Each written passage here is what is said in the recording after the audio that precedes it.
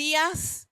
Esperamos que ayer hayan disfrutado y aprovechado lo intenso que fue toda la jornada de ayer, con presentaciones, experiencias, relatos que creo que nos enriquecen y nos siguen dando ganas de seguir trabajando y apostando por la educación especial y por sostener esta red, ¿no? Así que espero que haya sido tan fructífera para ustedes como al menos lo hemos vivido varios con los que hemos estado charlando anoche. Bueno, tengo el honor de presentar a Marta. Marta Mendía es licenciada en psicopedagogía, tiene estudios de posgrado, ha cursado módulos de la maestría en integración educativa y social acá en la Universidad Nacional de Cuyo, la diplomatura en autismo y síndrome de Asperger en la UCA, el curso de bioética y discapacidad de la Fundación Pablo VI de Madrid. Obtuvo becas de estudios internacionales de la AES, AECID y OIT, sobre la temática de discapacidad y empleo. Es docente universitaria en carreras de grado y posgrado. Trabajó en la Fundación Discar desde su creación, siendo hasta el 2016 directora del programa de formación e inclusión laboral bajo el modelo de empleo con apoyo y posteriormente hasta el año 2024 como directora de capacitación y asesoramiento. Trabaja en la clínica privada como profesional especialista en adolescentes y adultos con discapacidad. Es cofundadora del espacio CIRE, Psicopedagogía y Discapacidad. Ha participado en infinidad de congresos nacionales e internacionales, autora de diversas publicaciones, coautora de libros, por ejemplo, del libro La empresa y la inclusión de personas con discapacidad intelectual, y hemos tenido en esta facultad y tenemos el privilegio de que Marta dicte espacios dentro de algunas formaciones que tenemos acá. Así que con todo ese lo he resumido porque era muy largo, pero bueno, Marta, siempre es un placer recibirte y escucharte, así que atentamente estamos aquí. Buen día. Lo que no les voy a perdonar es que me hayan puesto el primer horario de la mañana, porque soy dormilona, o más que dormilona, mis neuronas a primera hora no funcionan muy bien, así que espero, bueno, responder a las expectativas. Para mí de verdad es un gusto, un placer estar con este grupo de gente estupendo de esta universidad. Ana recién mencionaba entre algunos de mis antecedentes en que en una época de mi vida en que yo me creía que los años no pasaban nunca, intenté hacer el doctorado.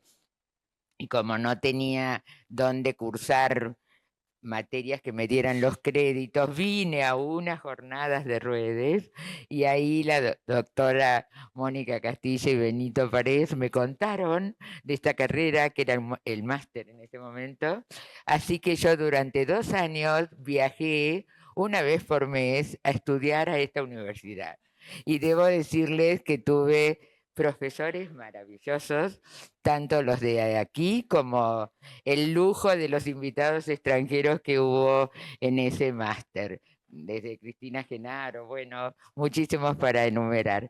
Así que bueno, permítanme decirle que esta también la siento un poco mi casa, ¿no? Y este año, y este año haber participado en este primer curso de posgrado que se hizo junto con la gente de AES España fue la verdad una alegría enorme. No sé si hay alguien acá que ha participado del curso, mejor si no fue bueno no lo diga ahora, pero yo la verdad que disfrutamos muchísimo. Bueno, voy a tratar de seguir un poco el orden porque si no yo hablo demasiado y puedo extenderme en los horarios, ¿no? La invitación a participar fue para que pudiera reflexionar sobre cómo construir puentes entre la educación, la capacitación y el mundo laboral.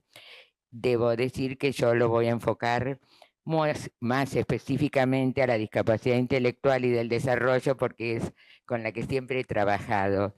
Pero bueno, estoy convencida que muchas de estas cosas son sumamente válidas, sobre todo la metodología del empleo con apoyo, para personas con cualquier tipo de discapacidad, ¿sí? El derecho al trabajo sabemos que está reconocido en múltiples marcos normativos, tanto nacionales, tenemos una legislación muy amplia del tema, como en marcos internacionales. Pero las leyes son una cosa, ¿no? Están en un papel. La realidad nos muestra que aún hoy estamos muy lejos de garantizar este tema a las personas con discapacidad.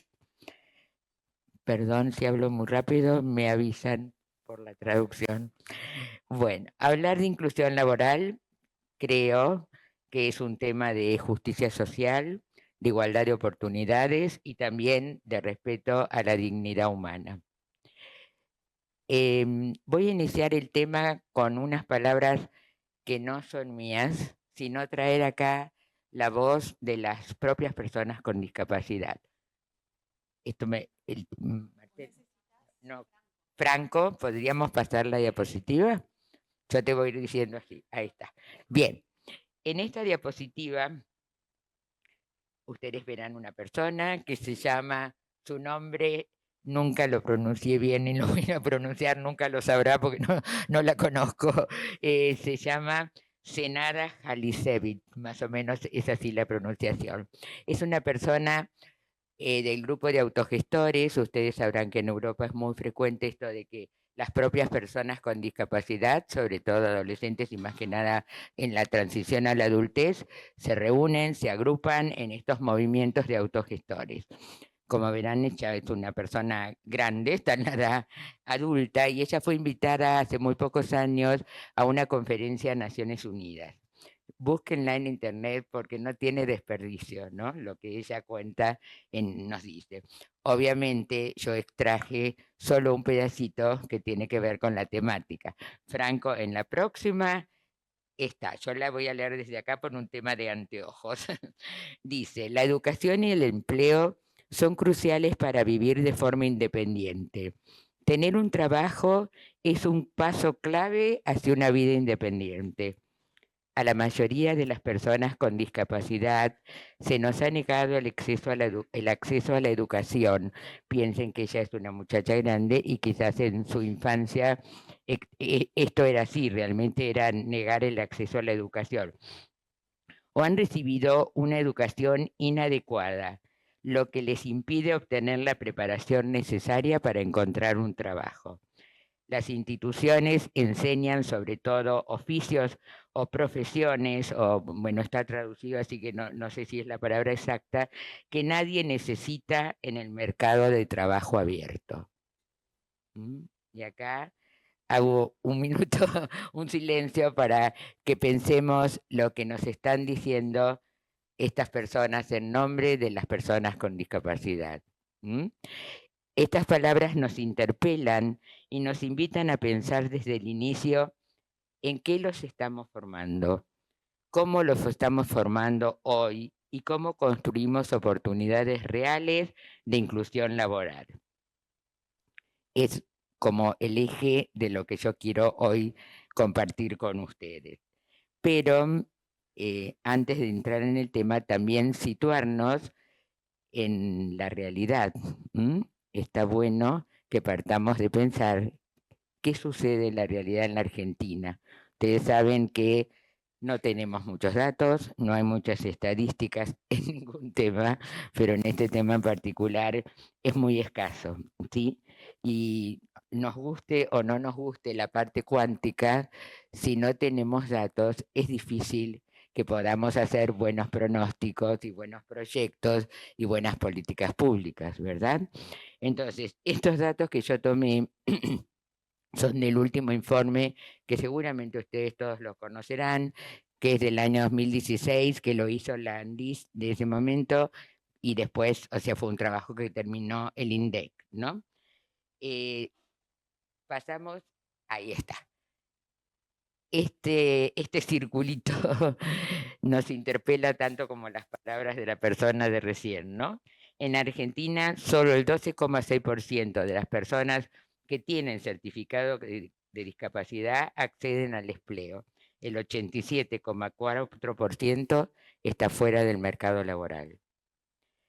Y este estudio tiene sus sesgos porque está hecho solo para la población que tiene el CUT, con lo cual es muy posible, como sabemos que hay muchas personas que no tienen el CUT, que estos porcentajes sean mayores aún. Ojalá hayan aumentado un poquito del 2016 a hoy, ¿sí? Pero piensen que casi un 90% no tiene posibilidades de acceder al trabajo. Y la siguiente, Franco, está relacionada con esto: educación, acceso al trabajo. En estos datos dice que entre los jóvenes de 15 y 29 años, la tasa de analfabetismo asciende a un 16% y un 20% de la población con discapacidad que tiene el CUT no completó su educación primaria. Además, aun cuando existe un cupo del 4% para lo que es la inclusión laboral en los organismos del Estado, el cumplimiento es apenas del 0,9. Bueno, estas cifras nos bajonean un poco, pero a esto estamos, ¿no? Acá reunidos, para pensar, para reflexionar, para poder avanzar en este tema. Estas cifras reflejan de verdad una deuda estructural y si queremos revertir esta exclusión, estoy convencida, como creo que la mayoría de los que estamos acá, que debemos comenzar por pensar en lo que nos decía la persona del comienzo, ¿no? Es decir, ¿qué hacemos en educación? ¿Qué podemos cambiar? Como pasaría con personas que no tienen discapacidad, ¿no es cierto? Bien, debemos garantizar entonces, pasamos a la próxima. Gracias. Debemos garantizar una formación integral que prepare para la vida adulta y para el acceso de trabajo en condiciones de igualdad, y no una educación que sea sesgada, que se limite a transmitir simplemente aprender un quehacer, aprender un oficio, aprender a hacer una actividad. Cuando la formación se reduce a tareas muy acotadas, el futuro laboral queda limitado siempre a que van a trabajar en ámbitos protegidos, sin posibilidades reales de poder ingresar al mercado laboral abierto. Por eso es indispensable que pensemos una educación que promueva competencias amplias, sociales, cognitivas, comunicativas, laborales, que sean capaces de abrir puertas a empleos diversos y sostenibles. Necesitamos transformar la educación para que sea una educación accesible y orientada a las competencias claves para la vida laboral adulta. Ahí está, estaban como sintetizando un poco lo que acabo de decir, ¿no? Tratemos de pensar en una mirada de la educación en lo que está en color verde, ¿sí? Y no quedarnos tanto o tratar de transformar un poco lo que está en color rojo. Si vamos a hablar entonces de la formación laboral que queremos mejorar, modificar, hacer cambios, etcétera, por supuesto, como todo modelo didáctico-pedagógico, debe sustentarse en fundamentos teóricos, ¿no es cierto? No podemos armar una propuesta de educación sin saber de dónde partimos, ¿no? Todo el material bibliográfico que ustedes pueden encontrar sobre este tema se sustenta, la mayoría de ellos, en estos puntos que yo he sintetizado acá, ¿no? Primero, en el modelo social de la discapacidad, o sea, que desplacemos nuestra mirada hacia el entorno, hacia donde se encuentran, ¿no? Esas piedras, esos obstáculos que las personas con discapacidad encuentran en el camino, sin olvidarnos de las necesidades de la persona a la cual le vamos a dar apoyos y sin, yo siempre digo que todos los modelos teóricos hay que ubicarlos en una época, ¿cierto? En una época histórica. Pero además, si son modelos teóricos y si hubo gente que se dedicó a estudiarlos, analizarlos y demás, seguramente todos tienen algo positivo. Entonces diremos, no el modelo médico, sí, hoy estamos en el modelo social, pero si esa persona necesita, ¿no?, que le dimos determinados apoyos, estrategias y demás, o los tratamientos que corresponde, también debemos dárselos, ¿sí? Con esto quiero decir, rescatemos de otros modelos también las cosas que son positivas, pero obviamente actualmente la mayoría estamos posicionados en este modelo, ¿no? Entonces, trabajemos sobre los obstáculos que hay en el mundo del trabajo, la sociedad en general, para que estas personas puedan ingresar al trabajo. Por supuesto, la Convención Internacional de los Derechos de las Personas con Discapacidad, las que todos repetimos. ¿Cuál es el artículo de trabajo? Artículo 27. Soy pésima en inglés, aunque tengo a mi hijo viviendo en Inglaterra. El artículo 27, gente, es el, ¿no? Discapacidad y empleo. Bueno, a releerlo porque es corto, pero nos dice, nos dice hacia dónde debemos orientar nuestra tarea. Porque si no, todas vamos por el mundo y los pasillos de las universidades repitiendo la convención, pero después cuando vamos a la práctica, o lo que dice la convención no es lo que estamos haciendo, ¿sí? Otro de los aspectos en que se sustenta nuestra tarea son los paradigmas de la calidad de vida, ¿no?, y apoyos de Shalom, ¿sí?, que ya tienen tantos años. Qué brillante que fue de haberlas descubierto o haberlas estudiado, ¿no? Pero ¿qué dice en las dimensiones de la calidad de vida? Una de ellas es el bienestar personal.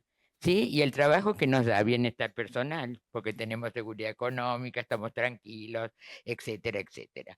¿Sí? En nuestro trabajo, cuando yo estaba en la fundación y en lo que hago ahora también, y en el curso que ahora voy a compartir algunas cosas de la formación, la convención en lectura fácil, que gracias a Dios ahora la tenemos, la bajamos por internet, era trabajo de inicio del curso de la formación laboral. Los jóvenes con discapacidad deben conocer la convención de pe a pa, y bueno, después nosotros las entrábamos en el trabajo porque era por el tema que estaban convocados, ¿no? Bueno, una educación inclusiva que garantice aprendizajes significativos, importantes para la formación laboral. ¿Qué quiero decir con esto? Que quizás va a haber muchos jóvenes, ¿sí?, que están interesados en poder formarse en un curso de, no sé, de barista, de gastronomía, de, no sé, de cualquier oficio, profesión, etcétera. Bueno, acompañémoslos para que realmente cuando se presenta en un trabajo su currículum sea más rico, ¿no? Y tenga más formación, como nos pasa a cualquiera, ¿sí? Y por último, sustentar nuestra tarea en el modelo de empleo con apoyo, ¿sí? Hoy no me toca hablar de ese tema, simplemente me imagino que todos conocen, pero es básicamente el modelo que hace que incluyamos a las personas con discapacidad al mundo del trabajo convencional, con todo un procedimiento, un proceso que tiene un preparador laboral y que lo acompaña a lo largo de su vida laboral, ¿sí? Bueno, en este marco, la formación para la vida laboral deja de ser un complemento, algo más que le vamos a dar para que esté bien y pueda conseguir trabajo, y pasa a ser un derecho social indispensable.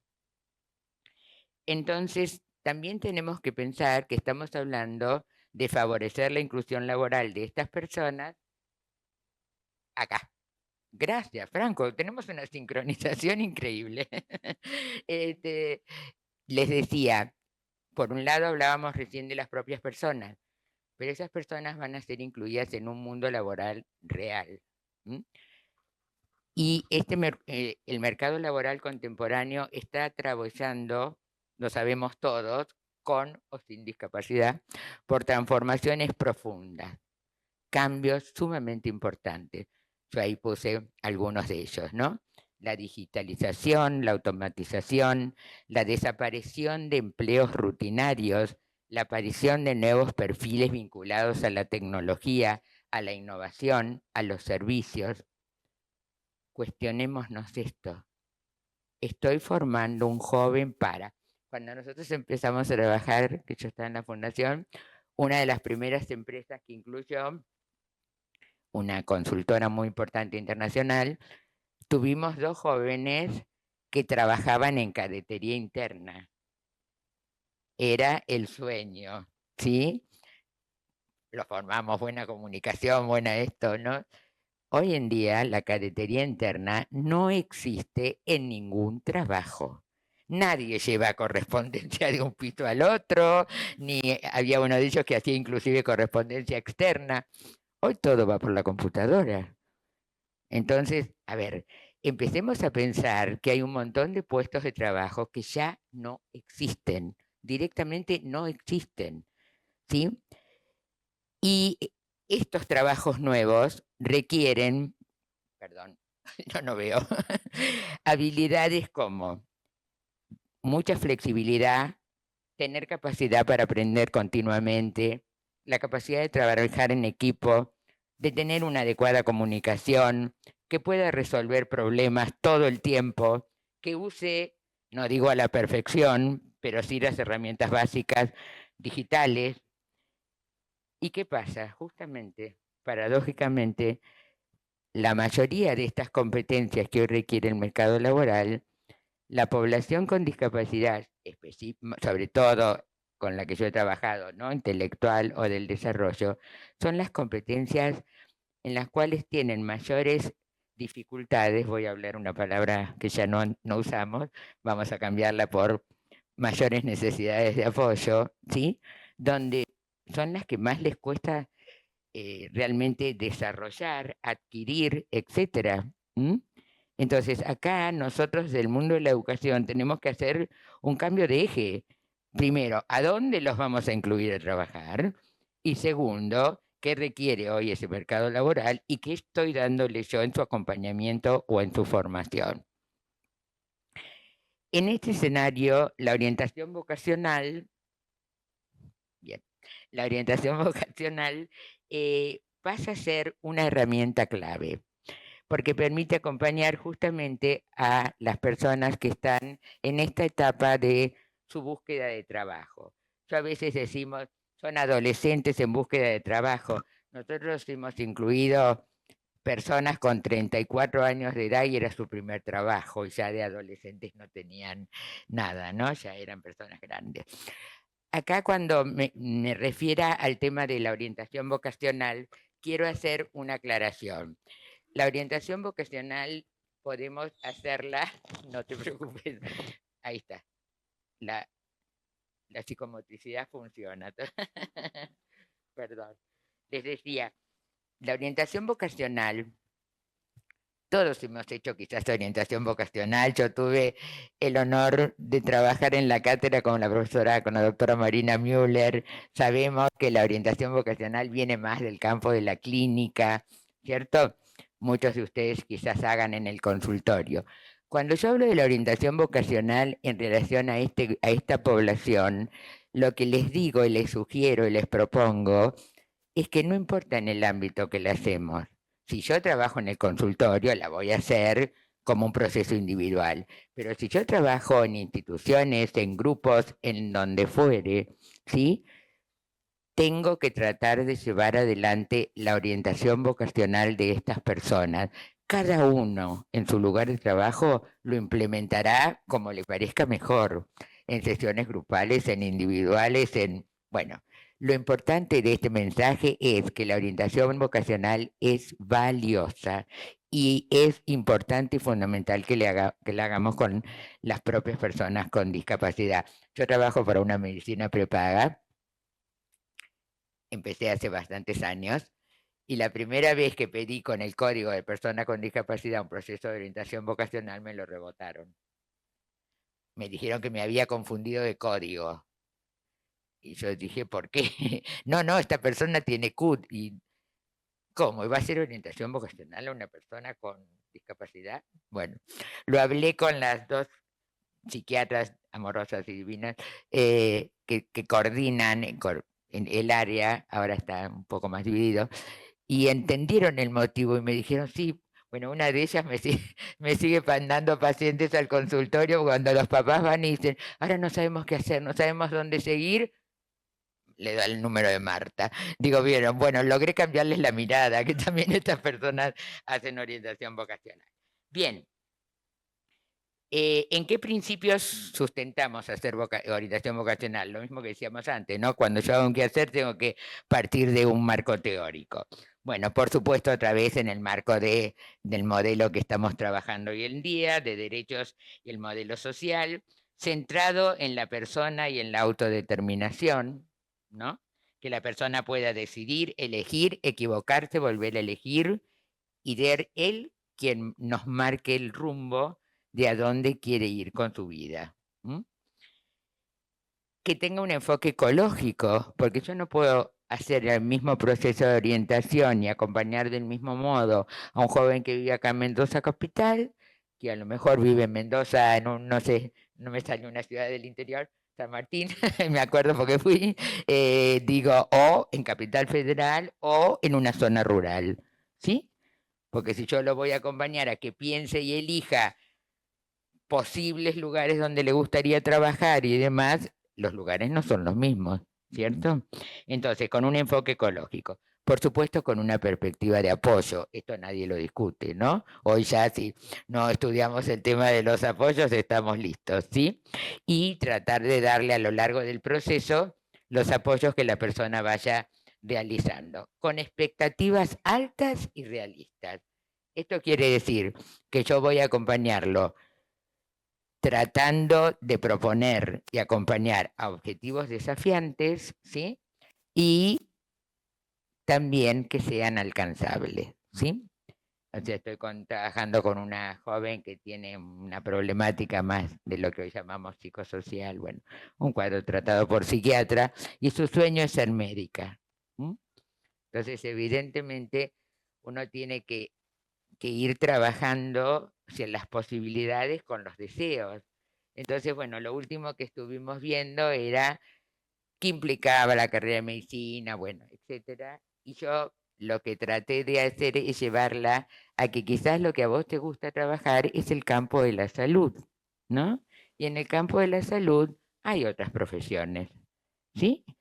Que son más cortas, que tienen otra, bueno, en fin, ¿no? Hasta le puse el ejemplo. Bueno, también no es lo mismo ser un administrativo en un sanatorio que ser un administrativo acá en la facultad, ¿no? Como orientándola a que lo importante y lo que vamos a respetar es el deseo de dónde vos querés estar, ¿no? Trabajando, que sería el campo de la salud. ¿Qué dimensiones trabajamos? Bien, trabajamos el autoconocimiento y la autoestima. Yo primero tengo que conocerme, saber quién soy. En general, estas personas llegan con muy poco conocimiento de todo lo que pueden, sí tienen muy claro todo lo que no pueden, porque todo el tiempo se estuvo trabajando sobre, ¿no? Lo que no podés. Y la autoestima está relacionado con esto, ¿no? En general, si siempre fui el que no pude o el que no puedo, mi autoestima está por allá, por el piso, ¿verdad?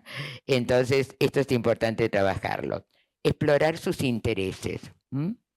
Pareciera que las personas con discapacidad intelectual y del desarrollo específicamente, hago siempre el paréntesis, no en todas las discapacidades, los intereses de ellos son un mundo desconocido por ellos, por consecuencia de que siempre alguien eligió por ellos, no pensando qué querés comer, qué remera te querés poner, desde las cosas más básicas como eso, mucho menos qué interés tengo en qué hacer con mi vida, ¿no?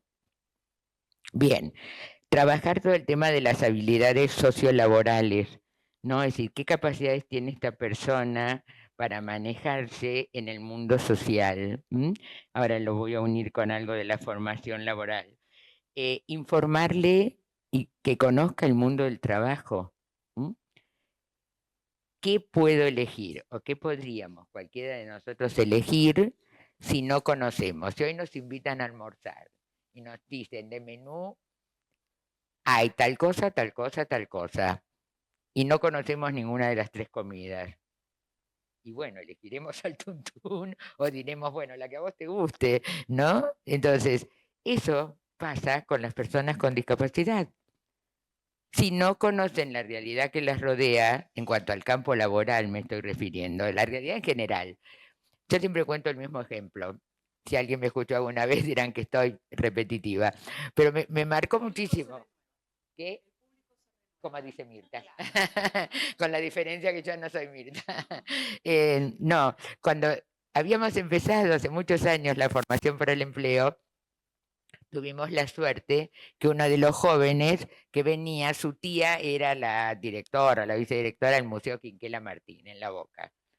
Y amablemente invitó si queríamos ir. Bueno, chochas, a preparar la visita al Quinquela Martín.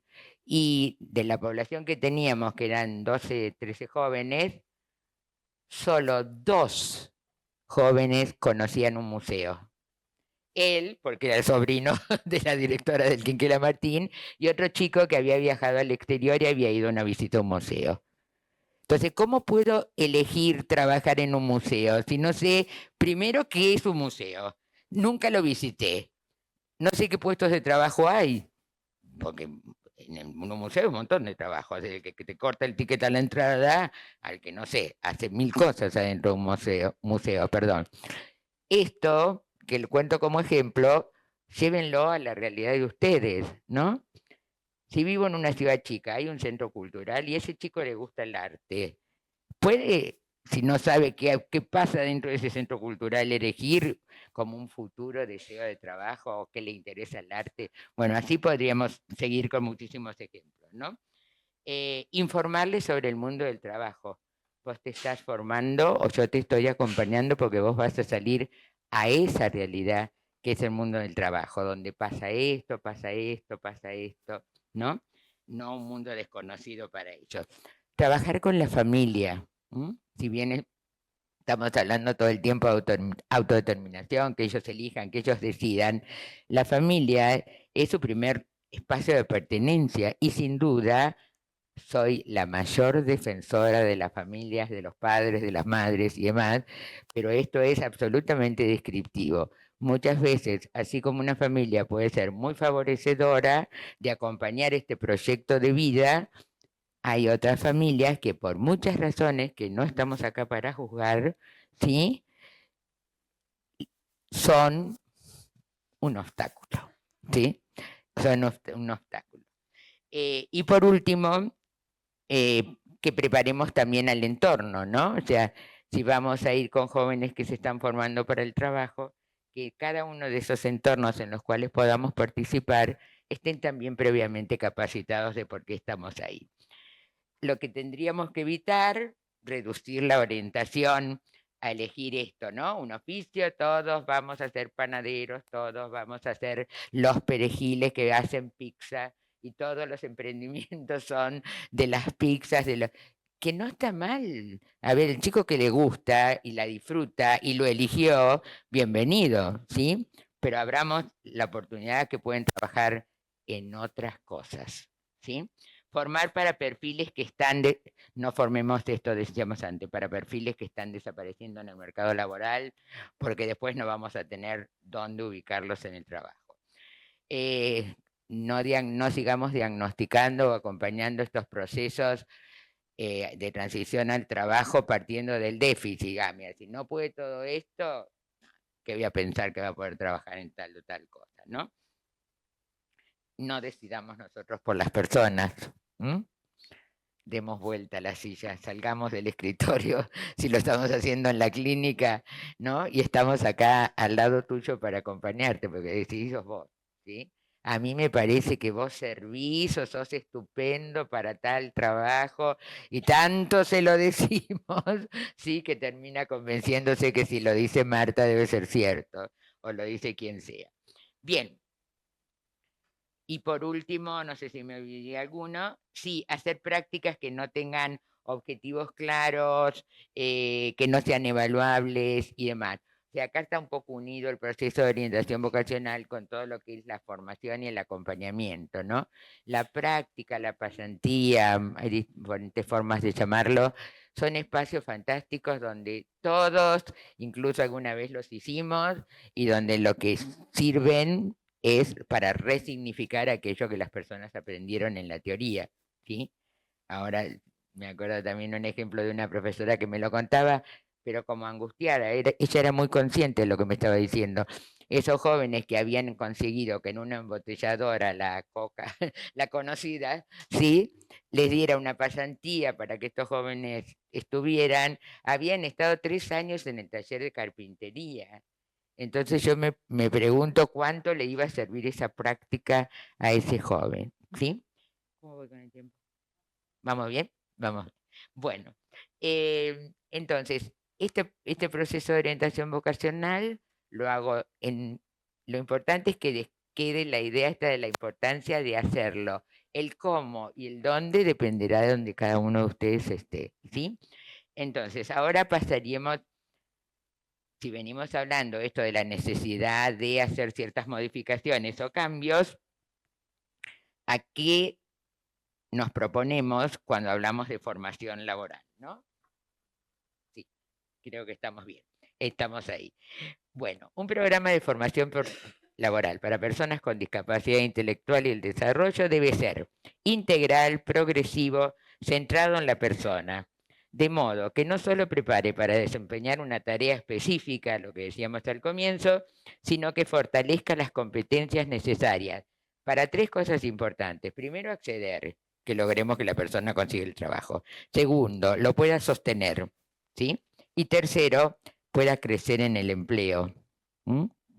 No que se pase 10 años doblando servilletitas o 10 años, recuerdo una joven que nosotros habíamos incluido, pero ahí ella por decisión propia era tal su nivel de rigidez que no podíamos lograr cambiarla de puestos y en la casa, bueno, McDonald's, todos saben que la primera empresa que apoyó el programa fue McDonald's. Y ella, no digo 10, pero hacía un montón de años que estaba en el puesto de cortar los tomates con esa maquinita rebanadora y demás. Bueno, el error también era nuestro como acompañantes o preparadores laborales, porque no pudimos trabajar con ella esa cierta flexibilidad para que fuera posible cambiarla de puesto de trabajo. Bien, yo a continuación puse como algunas competencias básicas, no me daba el tiempo, algunas competencias básicas de lo que debiéramos trabajar para la formación laboral. Y acá hago una anticipación. ¿Dónde voy a hacer la formación laboral? Dependerá. En la institución, en el centro de día, en un grupo que como profesionales independientes armamos, etcétera, ¿sí?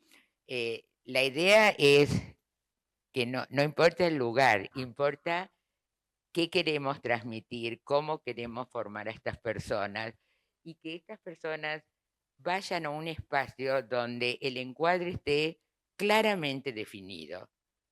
Ustedes vienen acá porque son parte de un grupo que se están formando para el trabajo, porque van a salir al mercado laboral, donde yo digo siempre que donde nos encontremos, el aula, el espacio, esté lleno de carteles que esté la palabra trabajo.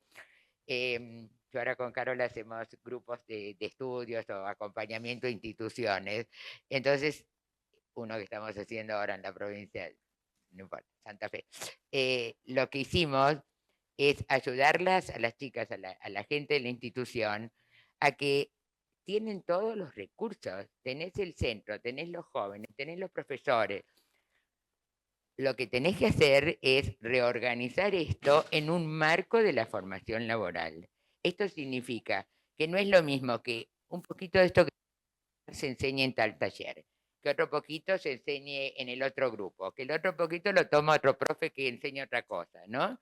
Sino que la idea, por lo menos lo que dice el material bibliográfico, es esto tienen que ser grupos definidos, con encuadres definidos, con un marco definido, ¿sí? Que dure un tiempo definido. Nosotros, donde yo trabajaba, duraba un año, ahora dura un año y un cuatrimestre, ¿sí? En los ámbitos universitarios se está dictando la formación laboral, que acá La Universidad de Cuyo ha sido la pionera también en hacerlo dentro del marco universitario. En Buenos Aires está la Universidad Católica, que tiene un curso especial también que dura 2 años. La la Universidad Siglo XXI de Córdoba, que ahora también abrió su sede en Vicente López, en Buenos Aires. O sea, son espacios dentro del ámbito universitario donde se dicta no una carrera de grado, estamos hablando un programa especial de formación laboral. Pero esto mismo se puede hacer en un centro, se puede hacer en una institución, se podría hacer en las escuelas, perdón, de formación integral, ¿no? El nombre, no sé, desconozco más la currícula de lo que es específicamente escuela, ¿sí? Pero no sé si queda claro esto que quiero transmitir. O sea, estoy acá. Si además en el centro a la tarde tengo el taller de música o de, no sé, o de pintura, de lo que fuere, lo seguiré teniendo. Pero de 9 a 12, todavía es un invento, ¿eh? De 9 a 12 estamos en formación laboral. Estos son nuestros coordinadores, podrán participar otros profesores, etcétera, etcétera. Y tiene un plazo acotado. Y hasta el momento termina. Y si le podemos agregar la práctica o pasantía, mucho mejor. ¿Sí? Bueno, y en ese marco y en ese encuadre, algunas de las cosas que debiera incluir el currículum, son muchísimas más, puse algunas bases, estas las competencias básicas, ¿no? Debemos trabajar mínimamente una lectoescritura, como dice ahí, funcional, o sea, no pretendemos que sean escritores, pero yo siempre pongo el mismo ejemplo, tengo una persona trabajando, Dios no permita, hay un incendio, por lo menos que sepa leer el cartel de salida, ¿sí? Que maneje la lectoescritura con todos los apoyos que necesite aún en el curso. La formación laboral también parte de un perfil del joven que va a ingresar y de una descripción de los apoyos que van necesitando a lo largo del grupo, a lo largo del curso, perdón. Bien, un cálculo, algo de los contenidos matemáticos básicos, para que después podamos trabajar con ellos, ¿sí? El tema de su sueldo y de qué vas a ganar y el dinero, etcétera. Por eso ahí dice también manejo del dinero. Digo, competencias básicas elementales que quizás no hubiera sido necesario mencionar. La que sigue. La próxima. Ahí está. Bien, algunas competencias transversales, ¿sí? Estos currículos lo que tienen es que tienen una progresión. Y no son, hoy voy a enseñar tal cosa, mañana agarro un contenido del otro módulo, después otro. No, todo tiene como un comienzo, un medio y un final, una coherencia lógica. Partiré de aquellas cosas más esenciales como es ayudarlos a despertar su interés por el trabajo si no lo tienen. Bueno, en fin, la convención, el tema de por qué tengo un CUT, por qué la discapacidad, por qué los apoyos, ¿sí? Y seguiré avanzando. Pero hay algunos contenidos que son transversales, como en el caso de comunicación, resolución de problemas, trabajo en equipo, autonomía, ¿sí? Son cuestiones que más que nada se dan en lo metodológico. Da muy buenos resultados que toda la tarea, todas las actividades de la clase, la mayoría sean en grupo, la mayoría sean, primero recojo los saberes previos, pero después te planteo situaciones problemáticas y que esas problemáticas haya que poderlas comunicar los resultados, ¿sí? Que haya autonomía, o sea, se les proponía, por ejemplo, que preparar tal trabajo para el próximo encuentro y que lo hicieran en grupos y que lo hicieran en la casa de ellos o en el bar o donde se quisieran encontrar, con lo cual estoy favoreciendo también la autonomía, ¿no? Al principio había algunas madres que decían, ay, no, bueno, pero qué locura esto de que, ¿por qué no lo hacen en la clase? Esto de que tienen que hacer el trabajo con fulanito y tiene que viajar hasta Constitución cuando yo vivo en Belgrano. Bueno, es parte de lo que hay que aprender, ¿no? La buena comunicación, el trabajo en equipo, el poder viajar, la autonomía. Ah, ¿nunca viajó solo? Mire usted, ¿cómo hacemos? ¿Alguno de ustedes va al trabajo acompañado? Sus otros hijos, ¿no? Vean las mamás. ¿Usted los acompaña al trabajo? Y bueno, y si tiene que tomar el subte B y combinarlo con el C, Habrá que hacer un tiempo de acompañamiento, pero después tendrá que tomar el subte B y combinarlo con el C. Y si se equivoca, volverá hasta que lo aprenda, ¿sí? Estas son las cosas que hay que movilizar en estos jóvenes. Alfabetización digital. Gente, hoy, ¿no? Los que somos de otra generación nos cuesta horrores. Pero será el único beneficio que nos dejó la pandemia. A los golpes tuvimos que aprender, ¿sí? Hoy en día, ningún trabajo, hasta el de repositor, hasta el trabajo de repositor, que sería uno de los trabajos que requiere menos competencias, llega con un mensajito a la tablet del repositor, ¿sí? Y hay que saber manejar esto. Y hay que saber manejar todas las aplicaciones para lo que dije antes, para viajar solo, saber el recorrido, etcétera, etcétera. Entonces, en toda formación laboral debemos tener el mejor profesor de computación o de herramientas digitales y demás, ¿sí? Habilidades prácticas para el trabajo, cómo organizo las tareas, cómo puedo seguir un proceso que requiere instrucciones, cuestiones de seguridad e higiene, etcétera. Me estoy apurando porque ¿sí? Bueno, y eso, ahí está, en esa estábamos, en conocimiento de los derechos laborales, ¿sí? No, no quiero decir con esto, y disculpa, no estoy ofendiendo a nadie, ni estoy diciendo nada que se pueda malinterpretar. No debo convertirlo en un sindicalista, ¿sí? En el buen sentido de que defienden los derechos, sino en que sí debo hacer que este joven conozca sus derechos y conozca los derechos del mundo del trabajo, ¿sí?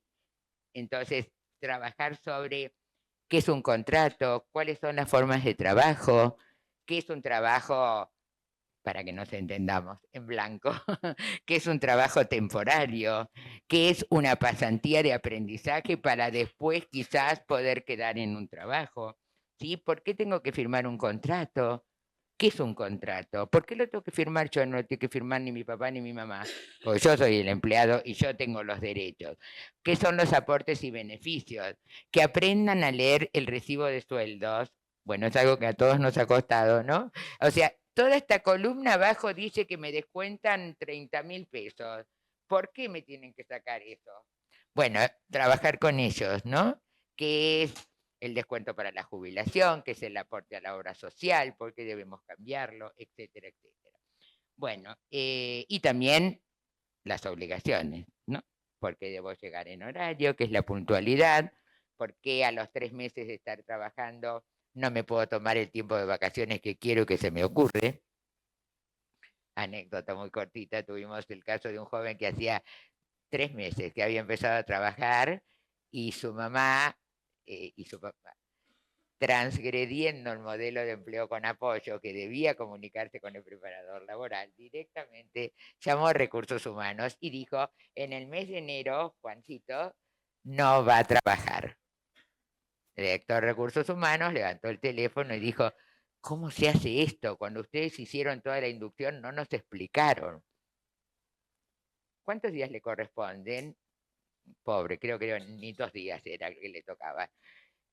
Bueno, llamamos a la mamá, preparadores laborales de por medio, explicando que no correspondía tomarse todo el mes de enero. Y bueno, los papás dijeron, toda la vida nos fuimos de vacaciones todo el mes de enero a Mar del Plata, así que nosotros no vamos a cambiar la situación. Bueno, a ver, ¿su otro hijo también se va todo el mes de enero con ustedes? No, bueno, él no, pero bueno, él era un hijo y el que nosotros estábamos viendo era otro. Bueno, nosotros le dijimos que no apoyábamos la propuesta y que a la empresa le habíamos dicho que no correspondía y que él como trabajador debía aceptar esas normas. Obviamente la empresa se asustó bastante, tuvo miedo que estos papás, tema de trabajar en el empleo con apoyo cuando uno trabaja con las empresas, los papás decidieron que sí, la empresa finalmente dijo, chicas, nos da un poco de temor. Bueno, darle las vacaciones, pero no corresponden, ¿sí? Entonces, aquí estamos hablando de igualdad de derechos, ¿ok? Bueno, por último yo había puesto contratos, eso ya está, la formación para la vida independiente, ya también lo mencionamos bastante cuando hablamos de cómo movilizarse, ahí están algunos indicadores. Esto, gente, es un mínimo de un mínimo de un mínimo de algunas de las cosas posibles a incluir en esa formación para el empleo. En síntesis, el currículum de formación laboral no debiera preparar para un puesto protegido, sino fortalecer todas las dimensiones de la vida laboral y social. De este modo, cada persona podrá no solo conseguir un trabajo, sino también, y esto me parece que es lo más importante, desarrollarse como un trabajador autónomo que ejerce sus derechos y que se puede proyectar en una vida adulta plena. Como el tiempo nos corre, algunas conclusiones para que sigamos, bueno, construyendo juntos, ¿no? En primer lugar, los datos son claros. Aún estamos muy lejos de garantizar el derecho al trabajo de las personas con discapacidad, pero también desde el punto de vista de la esperanza, sabemos que contamos con muchas herramientas: la orientación vocacional, la formación laboral con esta mirada, el modelo de empleo con apoyo, que también yo soy fana, pero lo recomiendo, y que puedan transformar la exclusión en oportunidades reales. El desafío entonces no es menor. Necesitamos compromiso, coherencia, acción sostenida de cada uno, de todos los actores: las instituciones para personas con discapacidad, las escuelas, las familias, las empresas, la sociedad civil y el Estado, para que el puente que estamos construyendo no quede a mitad de camino. Y ahora en esta imagen del puente, la próxima. Ahí llegó el puente. Ahí al del puente. Ahí está. Listo, bien.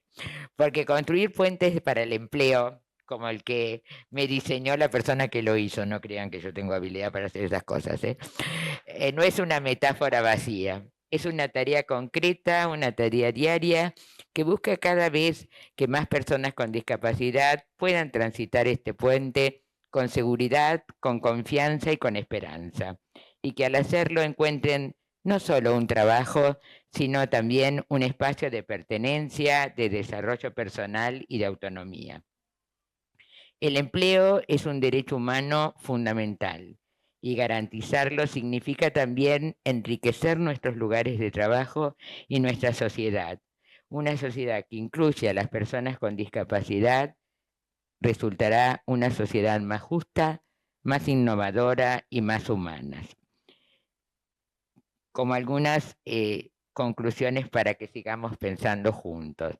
Comprometámonos todos a derribar las barreras que aún persisten. Apostemos a una educación y a una formación que de verdad abran puertas al trabajo. Acompañemos cada trayecto laboral con los apoyos necesarios, sin desistir en el intento, aunque a veces sea difícil. Solo así, este puente que hoy imaginamos y delineamos juntos podrá ser recorrido por una mayor cantidad de personas con discapacidad, llegando al destino que corresponde: el ejercicio pleno de su derecho al trabajo y el enriquecimiento de la sociedad en su conjunto. Y esta sí prometo, como las dos últimas frases, que las dejo también para reflexión. El puente al empleo solo se verá transitable si dejamos atrás viejos esquemas y apostamos a un nuevo modelo en la formación laboral integral y con apoyos. Ese es el verdadero camino para que más personas con discapacidad accedan al trabajo y que la sociedad crezca con ellas. Y la última, hoy sabemos que la exclusión no se revierte con buenas intenciones, que todos tenemos, sino con un nuevo modelo de formación que prepare de verdad para este mercado laboral abierto que describimos. Si logramos este cambio, construiremos puentes firmes hacia el empleo y creo que hacia una sociedad más justa.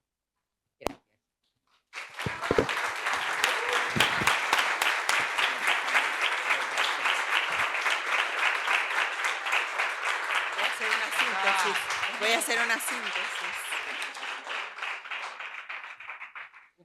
Nos dejó tarea. Tarea para la casa.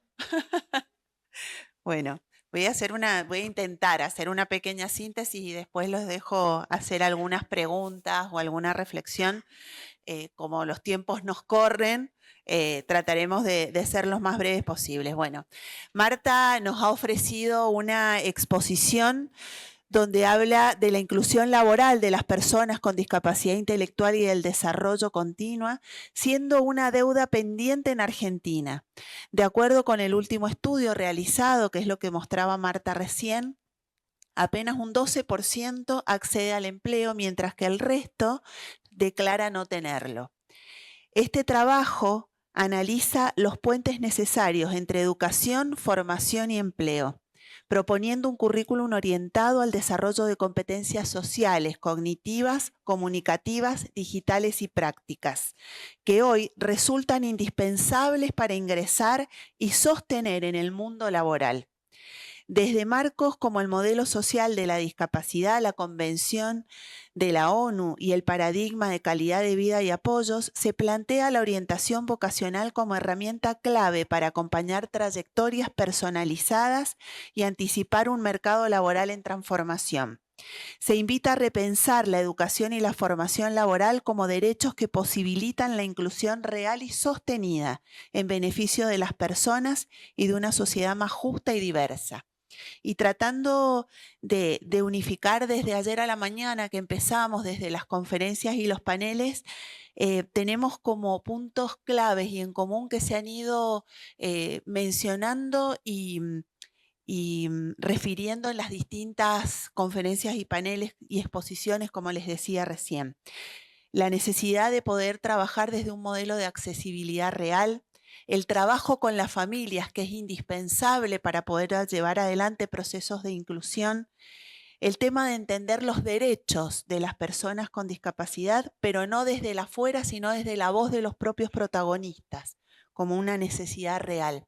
Y en esta metáfora del puente que nos acababa de presentar Marta, creo que justo las redes son los puentes que nos ayudan a transitar y a generar nuevas propuestas y a poder unificar miradas, co-construir. Para ello necesitamos, en primer lugar, deconstruir todos los esquemas previos que muchas veces tenemos y que hemos ido heredando desde nuestra propia historia y desde nuestros propios modelos de aprendizaje, y la necesidad de poder construir nuevas miradas a partir de esos puentes y de esas redes que se van tejiendo. Así que muchas gracias, Marta, por esta exposición